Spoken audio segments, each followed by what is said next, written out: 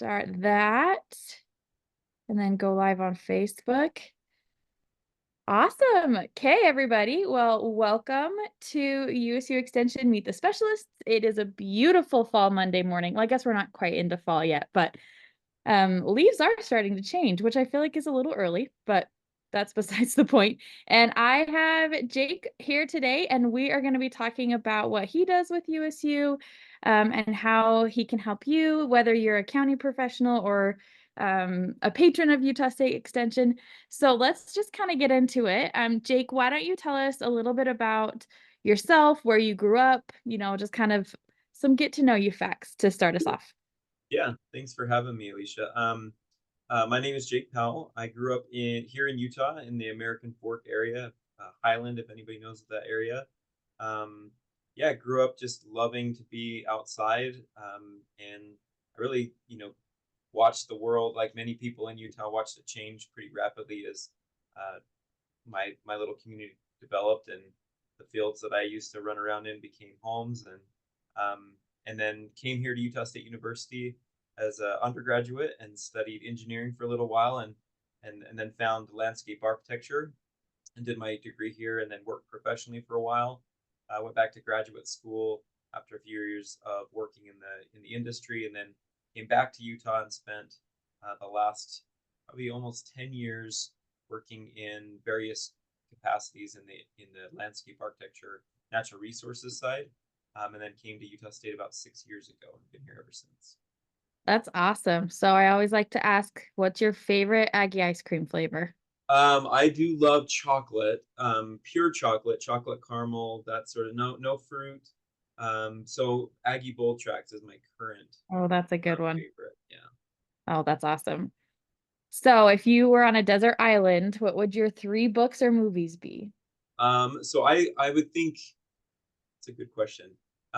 Book wise, I love adventure novels. So I'm sort of a fan of the classics, the Jack London, like Louis L'Amour. I love this sort of stories of the West. And then this is outside of juvenile, but I've always loved Clive Cussler books. They're like adventure. A guy named Dirk Pitt, that he's an ocean explorer. So that may be appropriate for a lost island. So none of these seem very helpful. I may be like a survival manual would probably come in I, handy, but those are those would be my guilty pleasure books. my husband always does the same thing. He's like, if I'm taking a book, it's going to be a book that's going to help me survive, not be Yeah, entertained by. yeah, I'm like, that's we the very pragmatic approach. different But people. I'm like, I want all of my entertaining books. Anyway. So, you kind of talked about it. So you've worked at USU, do you say for 10 years, right? about 6 years here at Okay. USU, Okay. about Okay. 10 years. Well, 10 years of the postgraduate school Okay. in the natural resources design and conservation world. Okay. So tell me a little bit about how you got started in this area, I guess.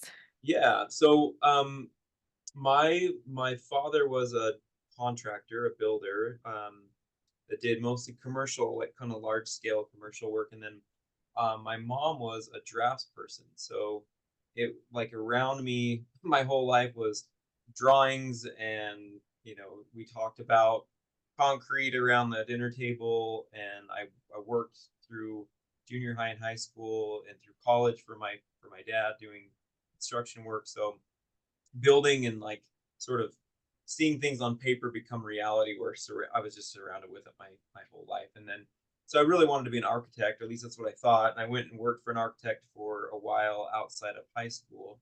And at that firm was a landscape architect, and I was just always around his desk watching him placing buildings on land and modifying land and you know doing this stuff that I really was interested in, this cool blend of creation and design that was actually attached more to natural systems than just like a building on a pedestal. And it seemed just a lot more appealing and interesting to me. So, um, as I mentioned, I kind of had always wanted to. I thought my calling was engineering and wanted to do mechanical engineering for a long time. And the more I did that, the less happy I was. And and I took an intro to landscape architecture class, because I knew of this gentleman that I'd worked with and was curious. And like as soon as I took it, I was hooked. And then every class I took, I was just like up here in the fine arts building at 3 in the morning with a bunch of friends, like markers out, drawing stuff. And I was like, this is the greatest thing ever. And I was hooked from then on. So it's, Oh, that's awesome.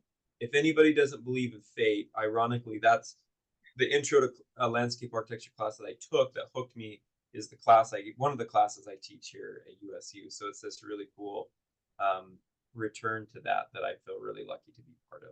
Oh, that is a cool kind of turn of events. So tell me, like, what exactly you do for USU. So you have your extension and then you teach. So kind of go into that.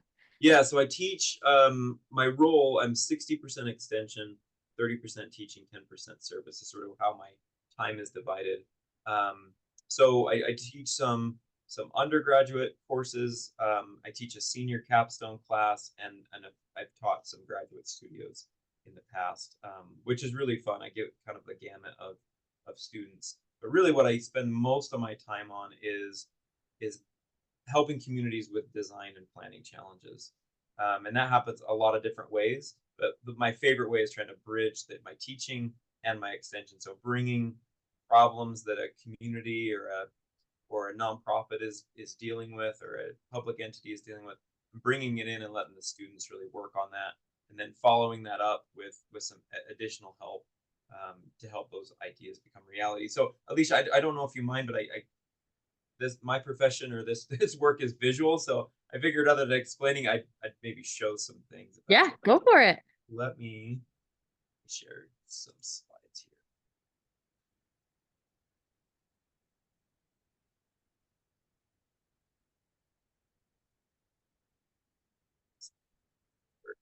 All right. So I kind of break my work up into these 4 different areas. Planning and design projects. I try to do workshops and classes out in the community. I try to build capacity in communities as well as support practitioners. So that's kind of a way to keep things in a bucket. I also, when it comes to projects, I bring projects into studios.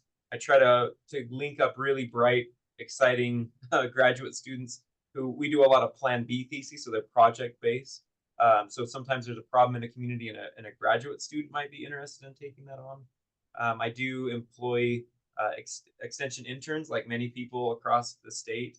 And those interns are typically, actually exclusively, landscape architecture students that want to have some experience. So we work with them, again, bringing problems or challenges that communities have into their atmosphere, and working on that. And then I also organize and help do what we call the LAP. So LAP stands for Landscape Architecture and Environmental Planning. What we do is a charrette, and that's where our whole department freezes classes for a week, and we all the students, all the faculty, we try to bring in alumni, and we do a really intensive 1-week design process with a specific community, and generate a whole bunch of kind of ideas, and then share that back with the community. The students get to do that. Kind of one of the highlights of our department's year. So I organize that and try to help bring communities into that process. What I try to work on when it comes to just my areas of interest or emphasis, recreation infrastructure is one of them. Trails, parking lots, campgrounds, parks and recreation areas. That's something I love, and so I naturally gravitate to that. I have a passion for water. My graduate work, my undergraduate, I have a minor in watershed science, and then my graduate work was highly focused on watershed scale planning and restoration. So water is just something that's part of me, and I care a lot about. So I talk a lot about water conservation, both in teaching as well as in community workshops, and then some programs and projects I'll show you. Developing communities, and then I do some work with gateway communities. They were a big influence on my life as I grew up going through some of these places. And again, as a Westerner, watching them change rapidly is something I'm concerned about. So I try to work on that too. So I'll show you some pictures and tell you some stories, Alicia, if that's okay. Yeah. How my day-to-day work is manifest. So if anybody's familiar with the little town of Gunnison, this is so I'll kind of go through those different buckets, starting with recreation infrastructure. We were invited to help out the National Park Service RTCA program, that's Recreation Trails and Conservation Assistance, in Gunnison, Utah, and they were called in to look at their planning documents and sort of help the community plan their future a little differently. And one of the things that came out through that process was this awareness of what they called the G Hill. And like many small towns or towns across Idaho and Utah and Arizona, we have these letters on the mountain that sort of symbolize our community and get people excited. So the conversation was like, well, what a special place, this iconic G on this hill. And what, as we delve into it, with myself and an intern, we realized that the community didn't actually own that land, that it was owned by the state of Utah as SITLA land, which is State Institutional Trust Lands.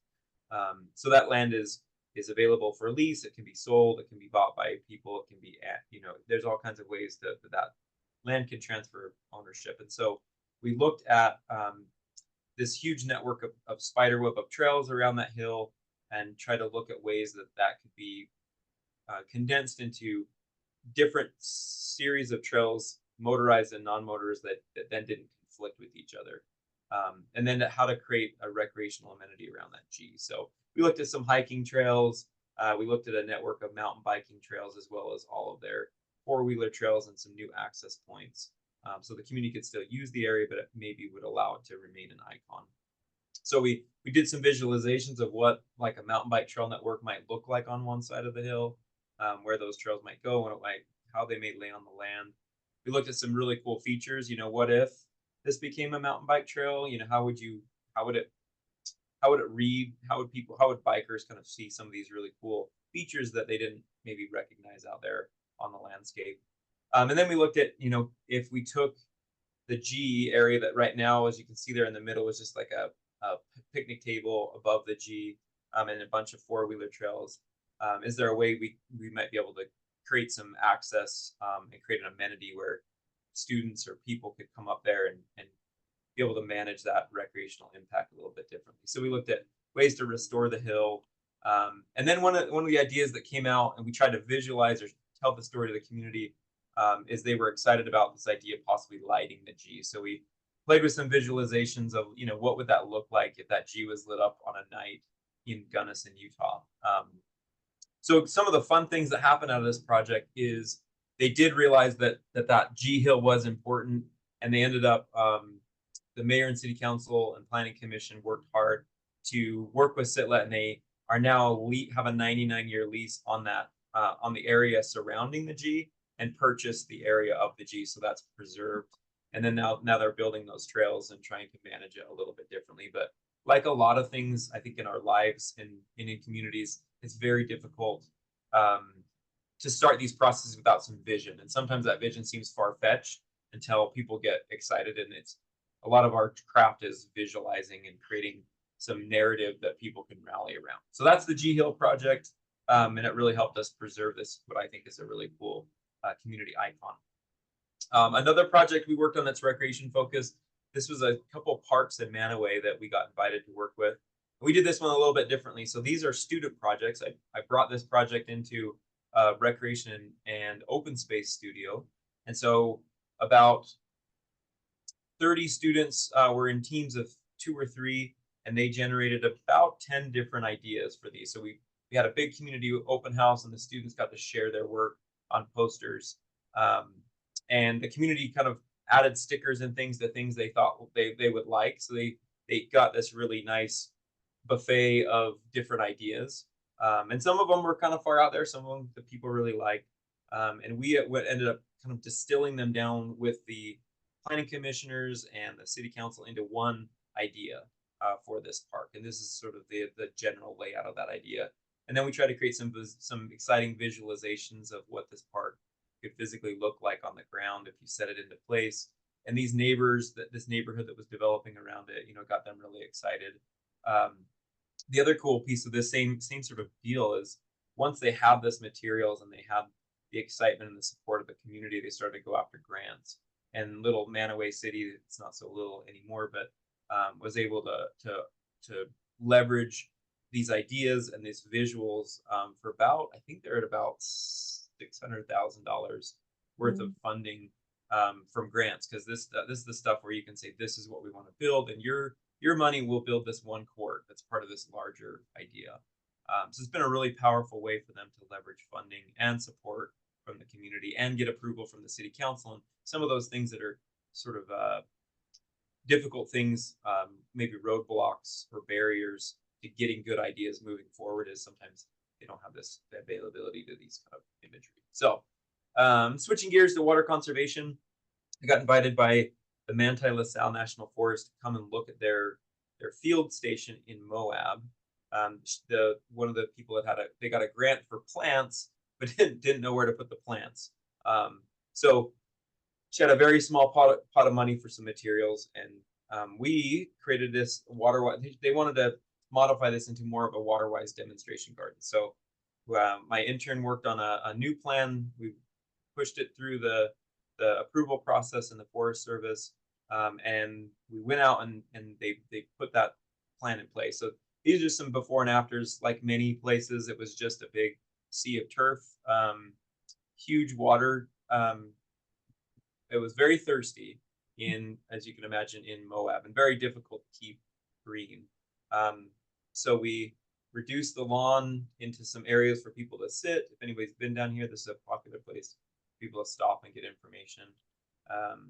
And tried to create more of a water-wise landscape. These are right after installation, so the plants are really small. But if you drive down, look for this, the plants have come in really nice, and it's a much more engaging landscape than I think it used to be, and much more water-wise. Also, something that maybe people that are in the field may be interested in, that have people that are interested in getting some more information about water-wise landscape design. Myself and a colleague in Emery County, Rowe Zwollen, developed this Design for Every Drop, which is an online course that people can take through. They go to USU Extension, the website, and look for online classes. It's a self-paced, kind of walking them through the landscape design process with a water-wise focus. And then we also, Rowe and I, host usually once or twice a year an in-person workshop where they take some online pre-work, and then they show up for a day and a half, and we help them with their landscape design plans.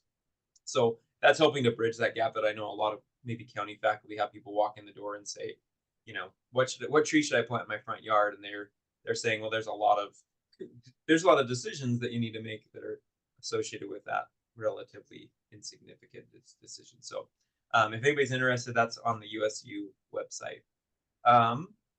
When it comes to communities, we work, a lot of communities approach us with sort of like a very specific challenge. They maybe own a piece of land. This is a kind of a fun example. It's in Garland, where they wanted to create a garden for healing. So a lot of our spaces in communities are recreational, or they're highly active.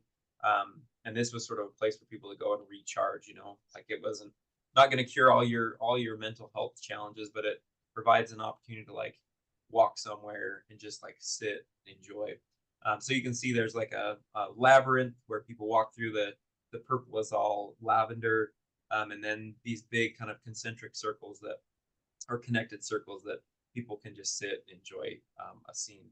So this was a big idea that the community, a group within the community had. They didn't know how to visualize it, so we came up with some ideas, and they had a little piece of land. And when there was a member of the community who saw these ideas that our students were working on and were rattling around the community, and was like, that's super cool. I actually have a big piece of land right across that I'm not sure what I'm going to do with it. It's going to be part of a larger development. We don't know how to, I'm willing to give it to this group in the community for a much larger garden. And so we went from very small ideas to very big, very quickly. And that piece of land is worth quite a bit of money. So we, did some visualizations of what this could look like on the ground.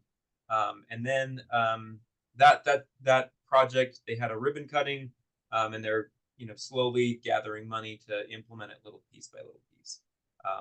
But again, that idea, I guess maybe that reinforced that point that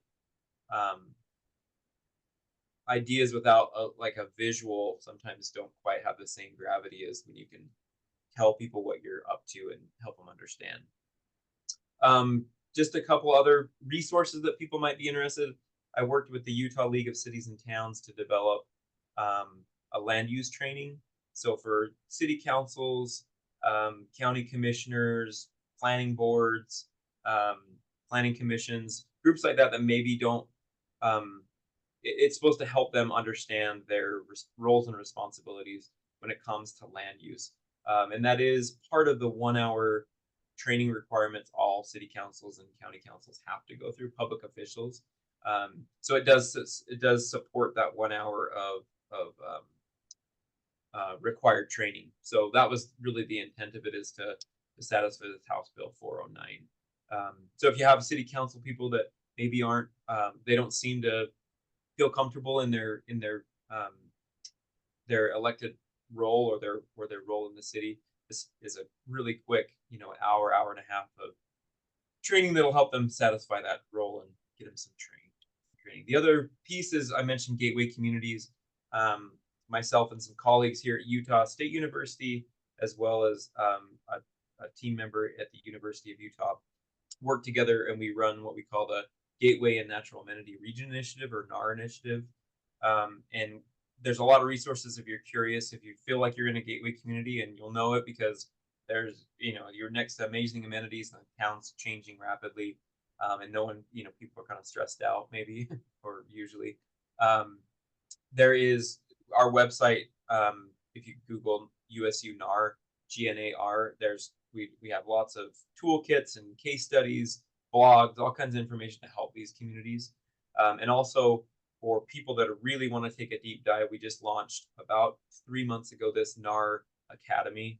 And it's a fundamentals course. It's really basic, but it's sort of like, what have as we've studied these communities from across the Intermountain West, what are some of the things that they're seeing change, and what are some solutions that we've seen other communities implement that are working really well. So, and that as well as on the USU website in the online courses categories. So that's a little bit about maybe some visuals of what I do, and how we interact with communities, and what we bring to the table when it comes to giving them a hand. Awesome. So I put all those links in the comments on Facebook. If you're watching on Facebook, you can just go visit those links. Wonderful. Thank you. I think that what you guys are doing is super, super cool. So if you could say just like one tip for like an average homeowner, or even somebody like me who's renting, who wants to be aware of my water use, Sure. what would be your number one tips for them? Yeah, so I think maybe that's one thing we've struggled with, is I think USU Extension has created an enormous library of resources for people, everything from water measurements to plant lists and things like that. And what I think design does is creates that framework that helps you understand, well, where should these go, and how do we answer these questions? I would say my biggest tip, or maybe biggest misstep for private landowners, like at a residential scale, is they lack form. Like there's not a defining shape or structure that ties everything together. And usually, between you and I, Alicia, that the thing that kind of ties everything together is lawn, right? Like in our Intermountain West landscapes, it's sort of this, you can't really mess it up. You can have a lot of it, you can have a little of it, and it sort of ties everything together. When people go into water-wise landscape and work on that, they tend to remove that lawn, which is a water gain, but they lose a lot of that unity that ties their landscape together. And what I've found works the best is to replace that, the lawn, with some sort of beautifying element, whether that's some hardscape that's a very intentional shape, or a border that's very intentional, to help replace what you've lost in the unity of the turf with unity in form and shape. It sounds a little weighty or like fluffy, but that's what I see as people are struggling with, and then we as a state are struggling to figure out, how do we build landscapes that are more colloquial, or like more tied to the landscape that we're part of, and not Europe and the East Coast that we've sort of adopted a lot from. I think we're just realizing as a society that we have to live differently on the land here out in the West if we want to support the natural systems as well as a growing population. Yeah, no, for sure. I think people get I think we're seeing a shift from like these lush like there's a trend right now about English garden life. Yeah. And I'm like, you can't have English garden life in Utah, really. Like truly, it's pretty difficult. So what um if somebody's wanting to put in their new yard, their new landscape or a city or something, what's kind of the first steps that they should take to make sure that they're being aware of their landscape? Yeah. But I'd say the easiest step, well, like a step that gets skipped is really understanding what you want. I think what I see is when we have large landscapes with a lot of turf, it's mostly because people didn't really know what to do. What do you really want to accomplish? Do you want to host parties? Do you want to have a eating area? Do you want a playground for your little guys? Like, what do you actually want to? What benefit is your yard going to provide to you? Because you're going to put tons of water and nutrients and money into it. So what do you actually want? And what that may steer people to is like a large patio and a big sandbox and a volleyball court, or like you end up with new possibilities when you really understand what you want, and then what actually accomplishes that desire. And most of the time turf is sort of a generic, right? It does a little of everything, but it doesn't do everything well. But it's good enough and it's relatively inexpensive. But after years, you're like, well, I wish we didn't have all this and we had something else. So I would say answering that fundamental question of what you want, what is going to accomplish that. And actually, if you've been to really good landscapes, usually they're what we call highly programmed. There's a lot going on. And you're moving from those spaces because you're moving from the patio to the the fire pit and the outdoor kitchen, and those things are, there's a lot of energy there, that I think we miss out on. And people say, well, that's really expensive. It is, but it's also expensive not having what you want for 30 years and then trying Yes. to fix it in the end. So That's what I was um, gonna say. Is it cheaper up front to just pay the money to get the outdoor kitchen or redo it in 10 years because you hate your backyard? yeah. And what I tell people is drawing's free, right? Like you Yeah. can plan and draw and sketch and have ideas and never build anything, but know exactly what you want. So when you get that money, you build the first little bit, right? And then you slowly build the next little bit. Very rarely are the people, at least we work with, have the financial capacity to just like do it all. If they did, they don't need me. Um, but the rest of us, right, the normal people, like we're gonna do it in phases. So knowing where you're going with your money helps you use it more efficiently. Well, I think that's a great tip for anything in life, right? Yeah, right. Yeah. Oh, just hacks from a landscape architect, sure. There you go. Life hacks. Yeah. No, that's awesome. Well, is there anything else that you feel like you want like the general public to understand that we could talk about, or maybe how you can help in counties? Yeah. So, like I said, I'm trying to create some online resources for people, the general public as well as county folks. I know they answer a lot of those kind of questions, so we're trying to maybe skip them, trying to help every single person um, and create the educational resources so they can help themselves. Where those things fall apart or where they maybe aren't enough, I love working with our county faculty. They're fantastic. I don't know if I've ever worked with one that hasn't been a really amazing experience for me. Um, Obviously, my capacity has limitations, but if there is a need in a county or a county faculty or another specialist wants to team up on something, there's lots of different ways that I found we can help at some level, and I'm happy to leverage whatever those resources, classes, graduate students, interns, to try to make a mutually beneficial kind of win-win situation for people. Awesome. Okay, well, this has been so great. Thank you so much for joining. And if anybody has any questions, you can reach out. You can message us on Facebook. We can direct wherever. But anyway, thank you so much. Yeah, thanks, Alicia. Thanks for having me. We'll see ya. See ya.